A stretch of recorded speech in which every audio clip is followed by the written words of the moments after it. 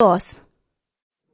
Sa ikatulo ka adlaw, may kasal didto sa lungsod sa Kana sa Galilea, ug didto ang inahan ni Jesus. Gidapit usab si Jesus ug ang iyang mga tinun-an. Sa nahutda na silag bino, ang inahan ni Jesus miingon kaniya. Wala na sila'y bino. Si Jesus mitubag. Babay, unsa may labot nato ni ana? Wala pa moabot ang akong panahon. Unya, giingnan sa inahan ni Jesus ang mga sulugoon. Buhatan ninyo bisan unsa iyang isugo kaninyo. Ang mga Hudiyo may mga tulumanon sa ilang tinuuhan labot sa pagpanghinlo ug tungod niini didtoy gibutang nga unom ka tadyawng bato nga sudlanan og tubig. Ang matag usa kasudlan og mga 20 ngadto sa 30 ka galon nga tubig. Si Jesus miingon sa mga sulugoon, Kunan ninyog tubig ang mga tadyaw. og ila kining gipuno. Unya miingon siya kanila, Pagkabo nining tubiga, ug dad-angad to sa nagdumala sa kumbira. og gidala nila kini ngadto kaniya, og iyang gitilawan ang tubig nga nahimo ng bino. Wala siya masayod kundi gikan ang maong bino, apan nasayod ang mga sulugoon nga maoy nagkabu sa tubig. Busa gitawag niya ang kinasal nga lalaki og giingnan. Nabatasan sa kadaghanan ang pagdalit una sa labing maayong bino, ug kun makainom na pag-ayo ang mga bisita, anha pa idalit ang bino nga dili kaayo maayo. Apan nganong karon pa manimo idalit ang labing maayong bino. Gihimo ni Jesus kining una niyang milagro didto sa Kana sa Galilea.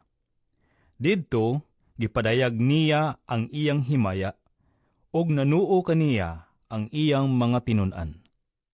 Human niini, si Jesus, ang iyang inahan ug ang iyang mga igsoong lalaki, ingon man ang iyang mga tinun-an, nangadto sa Capernaum ug nagpabilin sila didto pipila ka adlaw. Niadtong higayuna, hapit na ang kasaulugan sa pagsaylo, busa miadto si Jesus sa Jerusalem. Dito sa hawanan sa templo, nakita niya ang mga tao nga namaligyag mga baka, mga karnero ug mga salampati. Nakita usab niya ang mga tig-ilis ug kwarta.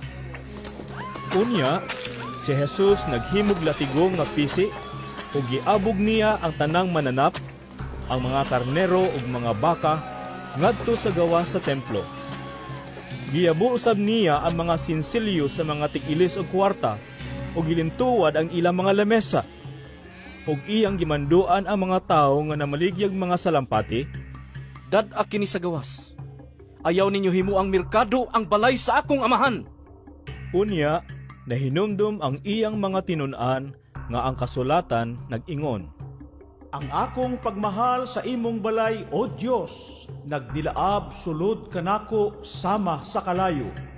Tungod sa gibuhat ni Jesus, nangutana kaniya ang kadagkuan sa mga Hudiyo.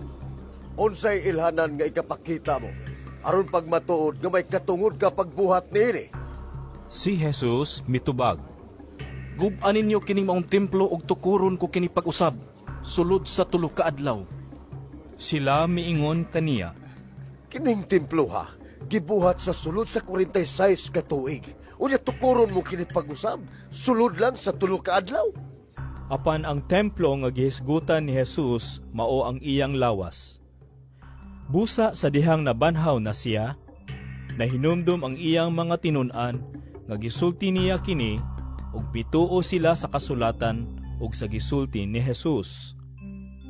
Samtang si Jesus didto sa Jerusalem sa panahon sa kasaulugan sa pagsaylo, daghan ang nanuo kaniya sa pagkakita nila sa mga milagro nga iyang gihimo. Apan si Jesus wala mosalig kanila kay nasayod man siya sa tanang tao. Wala kinahanglana nga sultihan pa siya ni bisan kinsa mahitungod sa mga tao, tungod kay siya mismo nasayod man kung unsa ang anaa sa ilang kasing-kasing.